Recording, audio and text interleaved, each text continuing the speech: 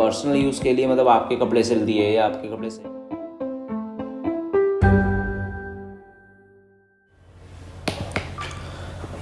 Hello, good morning, नमस्कार, welcome back to the economics hub. आज की इस वीडियो में, आज की इस क्लास में हम लोग बात करेंगे chapter number 1 and 2 macroeconomics का। यहाँ पे हम लोग चैप्टर नंबर 1 से लेकर चैप्टर नंबर 12 तक कंप्लीट मैक्रो इकोनॉमिक्स का डिस्कशन करेंगे। जो बच्चे अभी तक इकोनॉमिक्स में बिल्कुल भी कुछ भी नहीं समझ पा रहे हैं, उनके लिए ये चैनल और ये वीडियोस, आने वाली वीडियोस बहुत ज़्यादा इंपॉर्टेंट बनने वाली हैं और आप मेरे साथ बने रहिए। बिना टाइम वेस्ट करे हम लोग स्टार्ट करते हैं chapter number 1 and chapter number 2 macroeconomics का। जो बच्चे 2025 बोर्ड्स के लिए बैठने वाले हैं, उनके लिए वीडियो बहुत ज़्यादा इंपॉर्टेंट बनने वाली हैं और लगातार आने वाले वीडियोस के लिए भी आप मेरे साथ बने रहें। मुझे सब्सक्राइब कर सकते हैं द इकोनॉमिक्स हब और मुझे फॉलो कर सकते हैं इंस्टाग्राम पे। तो सबसे पहले हम लोग बात करते हैं chapter number 1 and chapter number 2 macroeconomics का, सेशन 24-25। तो सबसे पहले इसमें introduction and some basic concept of macroeconomics आपको दे रखा है। सबसे पहले उसमें हम क्या पढ़ेंगे ये हम देखते हैं। आपके पास एनसीईआरटी है, आपके पास मैक्रो इकोनॉमिक्स संदीप गर्ग है, आपके पास वीके हो रही है, या आपके पास कोई भी अदर स्टेट पब्लिकेशन की बुक है, तो ये वीडियोस आपके लिए ही हैं और आपको सब कुछ इसमें देखने को मिलेगा। किसी भी चैप्टर को स्टार्ट करने से पहले हम लोग इंडेक्स जरूर देखेंगे। आइए चैप्टर नंबर 1 और चैप्टर नंबर 2 का इंडेक्स एक बार देखते हैं, जिसमें हम सबसे पहले बात करेंगे difference between micro and macro economics. उसके बाद हम बात करेंगे क्लासिफिकेशन ऑफ गुड्स, जिसमें फाइनल और इंटरमीडिएट गुड्स होते हैं। उसके बाद इन्वेस्टमेंट की बात करेंगे, उसके बाद डेप्रिसिएशन, रिजर्व फंड की और डेप्रिसिएशन की बात करेंगे। नेक्स्ट स्टॉक एंड फ्लो की बात करेंगे, फिर सर्कुलर फ्लो ऑफ इनकम की बात करेंगे, फिर real flow and money flow की बात करेंगे एंड फिर सेक्टर्स ऑफ इकोनॉमी, 4 सेक्टर, जिसमें हाउस होल्ड, प्रोड्यूसर, गवर्नमेंट और आपका एक्सटर्नल सेक्टर कवर होता है। तो सबसे पहले हम स्टार्ट करते हैं माइक्रो और मैक्रो इकोनॉमिक्स के डिफरेंस के साथ। माइक्रो और मैक्रो इकोनॉमिक्स का जो बेसिकली आपको डिफरेंस दे रखा है वो आपको चैप्टर नंबर 1 में दे रखा है और ये होता क्या है मैं आपको बहुत छोटे से तरीके से आपको समझा देता हूँ। आई होप आपको पहले से पता भी होगा। तो माइक्रो इकोनॉमिक्स जो थी वो हमने क्लास 11 में पढ़ चुके हैं और आज हम बात करेंगे क्लास 12 की मैक्रो इकोनॉमिक्स के बारे में, जो हमें क्लास 12 में देखने को मिलेगी। मैक्रो में क्लास 12 की इकोनॉमिक्स में बेसिकली 2 बुक है, एक आईडी इंडियन इकोनॉमिक डेवलपमेंट और एक मैक्रो। दोनों ही बुक्स हमें 40 मार्क्स की देखने को मिलती है। ठीक, तो माइक्रो की जब हम बात करते हैं, तो माइक्रो की हम बात करते हैं तो हमें पता है जब माइक्रो की बात होगी तो हमेशा इंडिविजुअल चीज के बारे में बात होती है, किसी सिंगल कॉमोडिटी के बारे में बात होती है। इसका मतलब हम बात कर रहे हैं माइक्रो इकोनॉमिक्स का। और जब हम मैक्रो की बात करेंगे तो मैक्रो इकोनॉमिक्स की बात होती है, तो मैक्रो इकोनॉमिक्स की बात होती है एग्रीगेट लेवल पे। एग्रीगेट लेवल मतलब होल। सपोज मैं पूरे एक फॉरेस्ट की बात कर रहा हूं, तो पूरे फॉरेस्ट की बात हो रही है तो वो मैक्रो इकोनॉमिक्स का पार्ट हो गया। और उस फॉरेस्ट में एक पर्टिकुलर ट्री की बात हो रही है तो वो किसका पार्ट हो गया?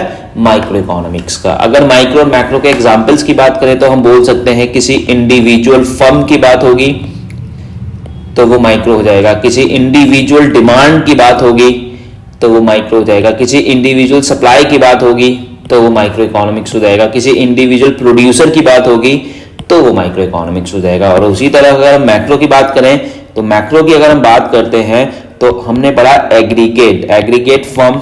जितनी भी आपकी इकोनॉमी में है, जितनी भी आपके स्टेट में, जितनी भी आपकी कंट्री में फर्म्स हैं, उन सबको एग्रीगेट कर देंगे तो मैक्रो हो जाएगा। ठीक है, एग्रीगेट डिमांड, सभी पूरी इकोनॉमी की डिमांड को लेके, एग्रीगेट सप्लाई, सारी फर्म सप्लाई को लेके। ठीक है, और एक होता है इन्फ्लेशन और डिफ्लेशन। इन्फ्लेशन का मतलब होता है जब महंगाई बढ़ती है। तो क्या महंगाई आपके लिए मेरे लिए बढ़ रही है? नहीं, महंगाई बढ़ रही है पूरी इकोनॉमी के लिए। तो महंगाई भी क्या होती है?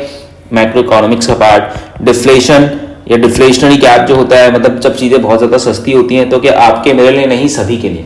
तो जिस चीज से सभी को इफेक्ट पड़े वो होता है मैक्रो इकोनॉमिक्स, और जिस चीज से किसी इंडिविजुअल इंसान को फर्क पड़े तो वो होता है माइक्रो इकोनॉमिक्स। तो this is the basic concept of micro and macro economics. I hope आपको समझ में आ गया होगा।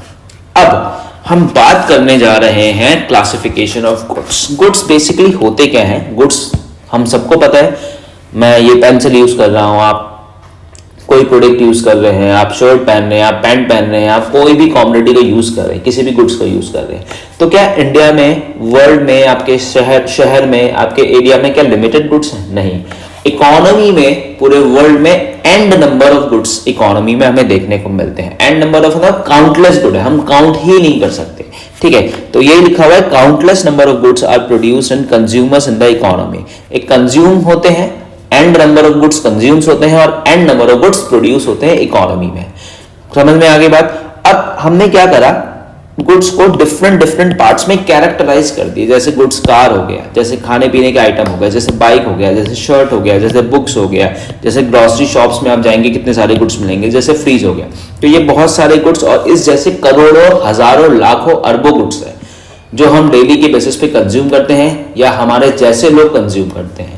तो गुड्स की अगर हम बात करें तो आपसे प्रैक्टिकल में पूछे गुड्स क्या होता है तो आप बताएंगे कि हमारी इकोनॉमी में या किसी भी इकोनॉमी में countless number of goods produce होते हैं और कंज्यूम्स होते हैं। अब वो आपसे पूछेगा किस तरह के गुड्स प्रोड्यूस होते हैं, किस तरह के गुड्स इकोनॉमी में हमें देखने को मिलते हैं। तो ये आपके लिए बहुत ज्यादा इंपॉर्टेंट बनने वाला है। ये आप एक जगह इसको लिख लें या आप इसको एक जगह इसका स्क्रीनशॉट भी ले सकते हैं। तो बेसिकली हम बात करते हैं क्लासिफिकेशन ऑफ गुड्स की इकोनॉमी में। टू टाइप्स के, एक होते हैं फाइनल गुड्स और एक होते हैं इंटरमीडिएट। फाइनल गुड्स को हम दो पार्ट्स में डिवाइड कर देते हैं, एक होता है कंज्यूमर गुड्स और एक होता है कैपिटल गुड्स।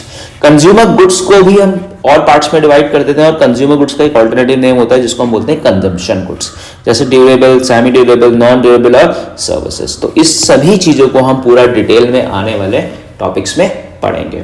और दूसरी तरफ होता है इंटरमीडिएट गुड्स। इंटरमीडिएट गुड्स अगर आप चाहें तो मैं आपको थोड़ा सा समझा देता हूं अभी। इंटरमीडिएट गुड्स वो गुड्स होते हैं जिस गुड्स को हम लोग फर्दर प्रोडक्शन के लिए यूज करते हैं। एक सिंपल से वर्ड्स में अगर हम लिखें, रॉ मटेरियल, जितने भी रॉ मटेरियल्स होते हैं वो क्या होते हैं, इंटरमीडिएट गुड्स। जैसे क्लॉथ है, ठीक है, clothes purchased bye a tailor, तो टेलर ने क्लॉथ को खरीदा और उस क्लॉथ से वो क्या करेगा, उस शर्ट को कन्वर्ट करेगा फाइनल गुड्स में।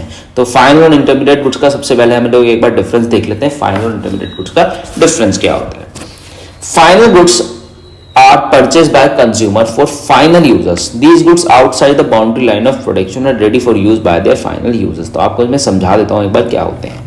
देखिए, फाइनल गुड्स वो गुड्स होते हैं जो पूरी तरह से बन के तैयार हो चुके हैं और अब उसमें किसी भी तरह का कोई भी वैल्यू ऐड होना बाकी नहीं रह गया है।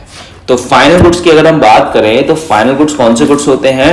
फाइनल गुड्स वो गुड्स होते हैं जो पूरी तरह से बनके तैयार हो चुके हैं और अब उसमें किसी भी तरह का वैल्यू एडिशन होना बाकी नहीं है। और डिटेल में अगर इसमें आपको समझाऊं तो फाइनल गुड्स मैंने आपको बताया क्या होते हैं। Final goods basically investment purpose के लिए लिए जाते हैं, ठीक है। जितने भी गुड्स होते हैं जो पूरी तरह से बनके तैयार हो चुके हैं outside the boundary line of production, मतलब अब वो ऐसे गुड्स हैं जिसमें किसी भी तरह का वैल्यूएशन ऐड होना बाकी नहीं है।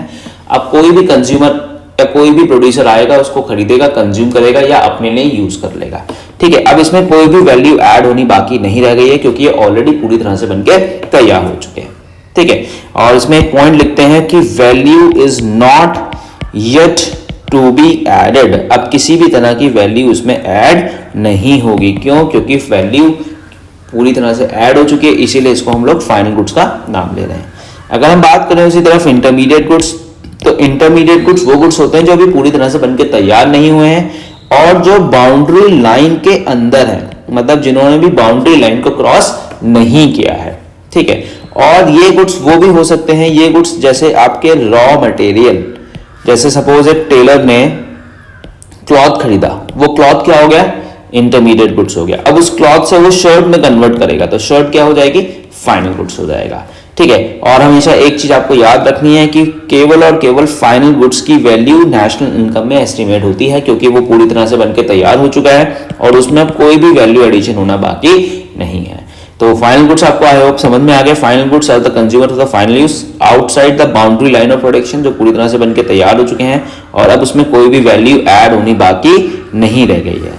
और इंटरमीडिएट गुड्स वो गुड्स होते हैं जो पूरी तरह से बनके तैयार नहीं हुए या वो गुड्स जो रीसोल्ड पर्पस के लिए खरीदे जा रहे हैं जिससे प्रॉफिट कमाया जाएगा और अभी रिमेन्स द बाउंड्री लाइन, वो बाउंड्री लाइन के अंदर है और इसकी वैल्यू नेशनल इनकम में ऐड नहीं होती है। किसकी, इंटरमीडिएट गुड्स की। और फाइनल गुड्स की वैल्यू नेशनल इनकम में इंक्लूड होती है। तो डिफरेंस अगर निकालें, फाइनल गुड्स ऐसा गुड्स है जो पूरी तरह से बनके तैयार हो चुका है और उसकी वैल्यू नेशनल इनकम में ऐड होती है, ठीक है। और इंटरमीडिएट गुड्स ऐसा गुड्स होता है जो पूरी तरह से बनके तैयार नहीं है और इसकी वैल्यू नेशनल इनकम में इंक्लूड नहीं होती। This is the basic difference final goods and intermediate goods, ठीक है।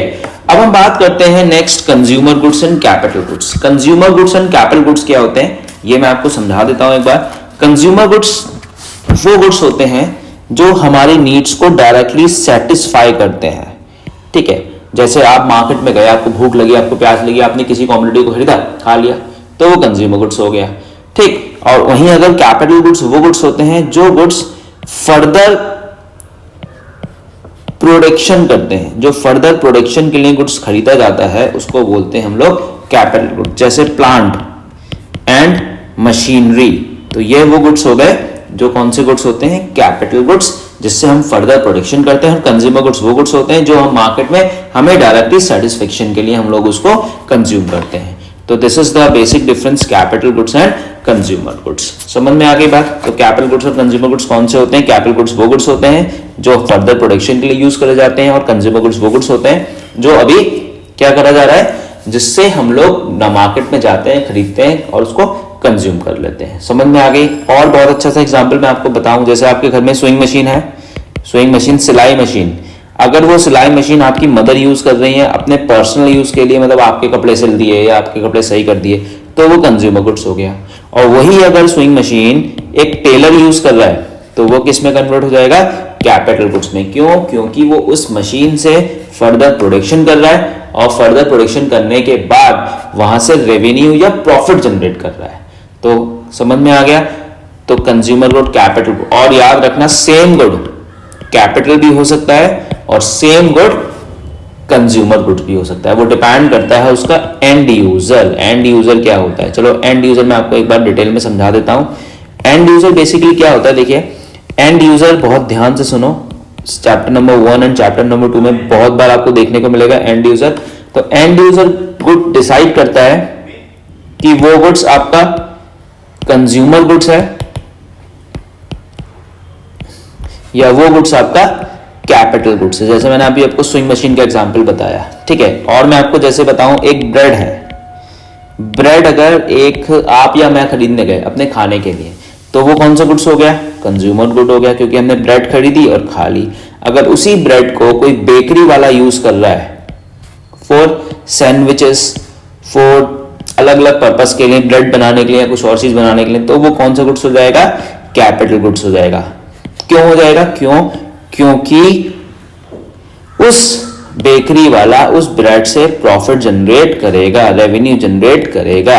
समझ में आई बात? कैपिटल और कंज्यूमर गुड्स। तो एंड यूजर डिसाइड करता है कि गुड्स कैपिटल है या गुड्स कौन सा है, आपका कंज्यूमर गुड्स है। समझ में आ गई बात? बहुत सिंपल सा, कैपिटल एंड कंज्यूमर गुड्स है। अब कंज्यूमर गुड्स को उन्होंने कुछ पार्ट्स में डिवाइड कर दिया है। कौन कौन से पार्ट्स में डिवाइड कर दिया है वो मैं आपको बताता हूं। तो अभी हमने पढ़ा कैपिटल कंज्यूमर गुड्स क्या होता है। अब कंज्यूमर गुड्स को इन्होंने कुछ पार्ट्स में डिवाइड कर दिया। कंज्यूमर गुड्स में सबसे पहला होता है, कंज्यूमर गुड आपको समझ में आ गया, जो हमारी नीड्स को क्या करता है? सेटिस्फाई करता है। तो कंज्यूमर गुड्स के 4 टाइप्स हैं, जैसे हमने सबसे पहले इंडेक्स में पढ़ा था, durable, semi durable, non durable और सर्विसेज। तो ड्यूरेबल गुड्स क्या होता है? ड्यूरेबल गुड्स बहुत सिंपल से गुड्स होते हैं। ड्यूरेबल, जैसे ड्यूरोसेल का एग्जांपल सुना है आपने, ड्यूरोसेल होता है। तो ड्यूरेबल गुड्स वो गुड्स होता है जो हमारा बहुत ही लॉन्ग टाइम के लिए चलता है, लॉन्ग टाइम पीरियड के लिए चलता है, उसको बोलते हैं हम लोग ड्यूरेबल गुड्स, ठीक है। और ड्यूरेबल गुड्स जो गुड्स होते हैं वो क्या होते हैं, और गुड्स के कंपैरिजन में क्या होते हैं, थोड़े से महंगे गुड्स होते हैं। आपको ये बात याद रखना है ड्यूरेबल गुड्स में। तो सबसे पहले ड्यूरेबल गुड्स कौन सा गुड्स होता है? एक वैसा गुड्स होता है जो लॉन्ग पीरियड ऑफ टाइम के लिए चलता है और ये दूसरे गुड्स के कंपैरिजन में, semi durable, non durable goods के कंपैरिजन में थोड़े से एक्सपेंसिव गुड होते हैं। ये भी आप लिख सकते हैं, ये थोड़े से एक्सपेंसिव गुड्स होते हैं। अगर इनके एग्जाम्पल की बात करें, जैसे टीवी हो गया, जैसे रेडियो हो गया, जैसे कार हो गया, जैसे वॉशिंग मशीन हो गई, तो ये आपके कौन से गुड्स होते हैं? ये आपके ड्यूरेबल गुड्स होते हैं। और इनका टाइम पीरियड सेवरल ईयर्स होता है। सेवरल ईयर्स का मतलब होता है ये सालों साल चलते रहते हैं, ठीक है। अब अगर उसी तरह हम बात करें सेमी ड्यूरेबल गुड्स की, तो सेमी ड्यूरेबल गुड्स का जो टाइम पीरियड होता है, हम बोल सकते हैं 1 ईयर और बोल सकते हैं स्लाइटली मोर देन 1 ईयर, 1 साल या 1 साल से थोड़ा सा ज्यादा बोल सकते हैं। जैसे क्लॉथ्स हो गए, अब सब कहेंगे सर क्लॉथ तो हमारे बहुत चलते हैं, तो हर किसी का सिचुएशन अलग अलग है। तो 1 ईयर स्लाइटली मोर देन 1 साल या 1 साल से ज्यादा जो गुड्स चलता है उसको हम बोलते हैं सेमी ड्यूरेबल गुड। जैसे क्लॉथ्स हो जाते हैं, क्रॉकरी हो जाता है, और ये ड्यूरेबल गुड्स के कंपैरिजन में थोड़े से सस्ते गुड्स होते हैं। तो सेमी ड्यूरेबल आपको समझ में आ गया, ऐसा गुड्स जो 1 साल या 1 साल से थोड़ा सा ज्यादा चले, जिसका एग्जाम्पल क्लॉथ और आपका फर्नीचर्स भी बोलते हैं कुछ लोग, और कुछ क्रॉकरी भी बोल सकते हैं। नेक्स्ट अगर हम बात करें non durable goods, non durable goods वो गुड्स होते हैं जो हमारी नीड्स को सेटिस्फाई करते हैं, और उसको बोलते हैं वन टाइम कंज्यूमर गुड्स। ये एक टाइम कंज्यूम किया और खत्म। जैसे आपको भूख लगी, आपने ब्रेड खरीदी, खा ली, खत्म। आपको बाइक में पेट्रोल डलवाना था, जितनी चलाई उतना पेट्रोल खत्म हो गया, खत्म। ठीक है, समझ में आ गई बात। जैसे डोमेस्टिक एलपीजी बोल सकते हैं, जैसे पेट्रोल बोल सकते हैं, जैसे मिल्क बोल सकते हैं, जो हमारी नीड्स को, लिख लो यहाँ पे, डायरेक्टली सेटिस्फाई करे, उस गुड्स को हम बोलते हैं नॉन ड्यूरेबल गुड्स। अगर हम बात करें लास्ट, सेमी सर्विसेज और नॉन मटेरियल, ये ऐसे गुड्स होते हैं जो हमारी नीड्स को क्या करते हैं, ये भी जैसे सेटिस्फाई करते हैं ऐसे ही हमारी नीड्स को सेटिस्फाई करते हैं। ये हमें दिखते नहीं है, लेकिन ये हमारी नीड्स को डायरेक्टली सेटिस्फाई करते हैं, या बोल सकते हैं ह्यूमन वांट्स को डायरेक्टली सेटिस्फाई करते हैं। जैसे आपका डॉक्टर्स हो गए, डॉक्टर ने आपको दवाई दी, आपके हो गए लॉयर्स हो गए, आपके टीचर्स हो गए, तो ये ऐसे गुड्स होते हैं जो नॉन मटेरियल गुड्स होते हैं। बैंक हो गया, आपको सर्विसेज दे रहा है, मतलब जो सर्विस आपको दे रहा है। इसमें एक एग्जाम्पल लिख लो ना, सर्विसेज ब्रैकेट में डाल देना अगर ये पूछे तो। सर्विसेज जो दे रहा है आपको वो होते हैं आपके सर्विसेज और नॉन मटेरियल गुड्स, जो आपको क्या करते हैं, डायरेक्टली सेटिस्फाई देते हैं, सेटिस्फाई करते हैं किसी भी कॉमोडिटी के लिए। ठीक है, अब इन्होंने कंपोनेंट्स दिए हैं कुछ कंजम्पशन एक्सपेंडिचर्स के। कंजम्पशन एक्सपेंडिचर्स के कंपोनेंट क्या होते हैं, अगर कंपोनेंट की बात करें कंजम्पशन एक्सपेंडिचर्स के, तो सबसे पहला होता है हाउस होल्ड। मतलब ये कहना चाह रहा है कि ऐसे कौन कौन से चीज लोग हैं जो कंजम्पशन एक्सपेंडिचर्स को कंज्यूम करते हैं, लेते हैं। जैसे सबसे पहले हाउस होल्ड। ठीक है, हम लोग क्या करते हैं, गुड्स को खरीदने के लिए, अपनी नीड्स को सेटिस्फाई करने के लिए हम लोग हाउस होल्ड, मतलब हम और आप क्या करते हैं, चीजों को खरीदते हैं। ठीक है, अपनी वांट्स को कंप्लीट करने के लिए।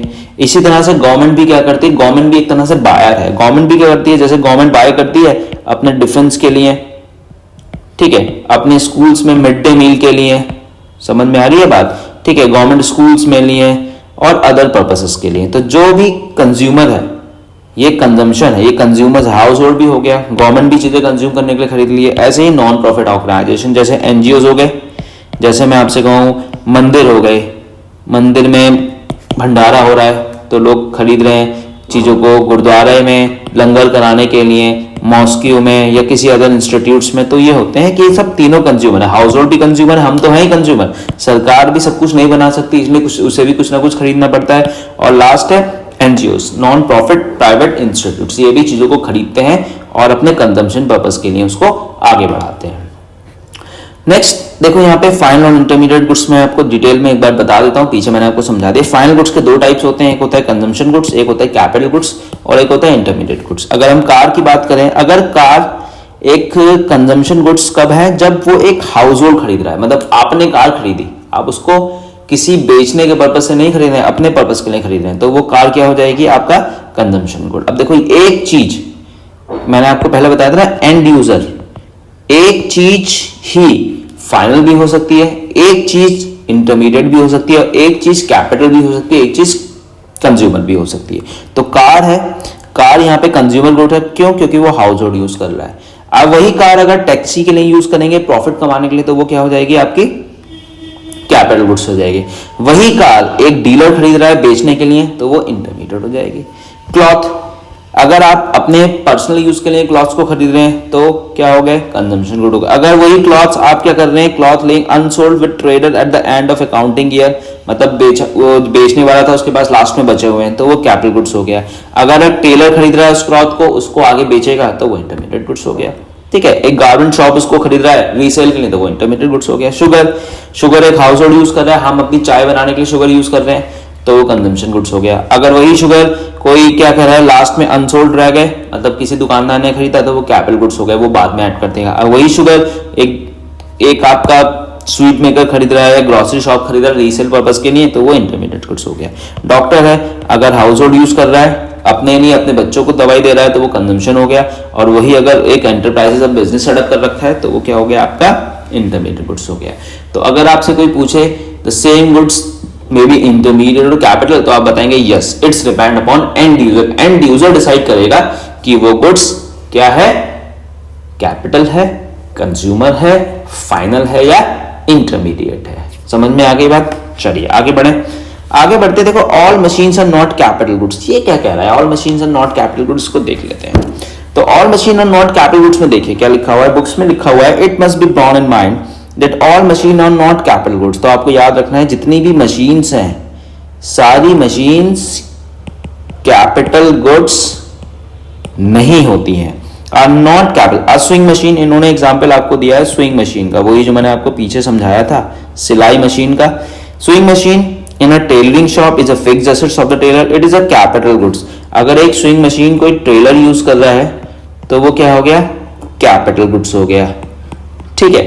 और कह रहे हैं अगर वही स्विंग मशीन एक हाउस होल्ड यूज कर रहा है तो वो कैपिटल गुड्स नहीं हुआ। अब आप इसका बहुत सिंपल सा आंसर दे सकते हैं, अगर एक स्विंग मशीन टेलर यूज कर रहा है तो वो कैपिटल गुड्स हो गया, क्यों, क्योंकि वो उससे फर्दर प्रॉफिट जनरेट कर रहा है। अगर वही स्विंग मशीन एक मदर यूज कर रही है घर पे, मतलब हाउस होल्ड पर्पस के लिए, तो वो गुड्स क्या हो जाएगा, वो गुड्स आपका कंज्यूमर गुड्स हो जाएगा, क्योंकि वो उससे कोई भी प्रॉफिट जनरेट नहीं कर रही है, ठीक है।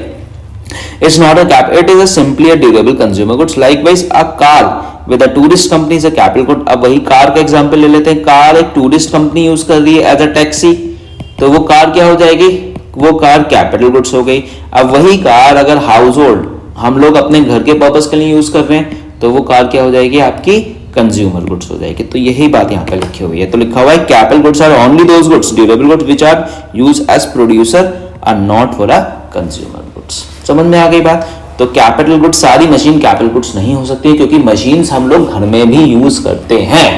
सिंपल सी बात, क्लियर हो गई बात?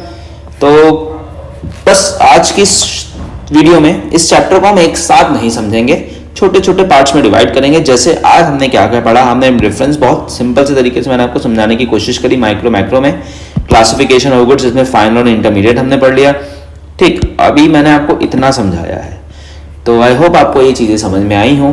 और इसके बाद इस चैप्टर को हम 1-2 पार्ट्स में और डिवाइड करेंगे और कोशिश करेंगे जल्दी से जल्दी कंप्लीट करने की। आई होप आपको समझ में आया होगा, आपको अच्छा लगा हो तो आप मुझे सब्सक्राइब करें आने वाली वीडियोस के लिए, और मुझे इंस्टाग्राम पे फॉलो भी कर सकते हैं। Thank you so much for watching me.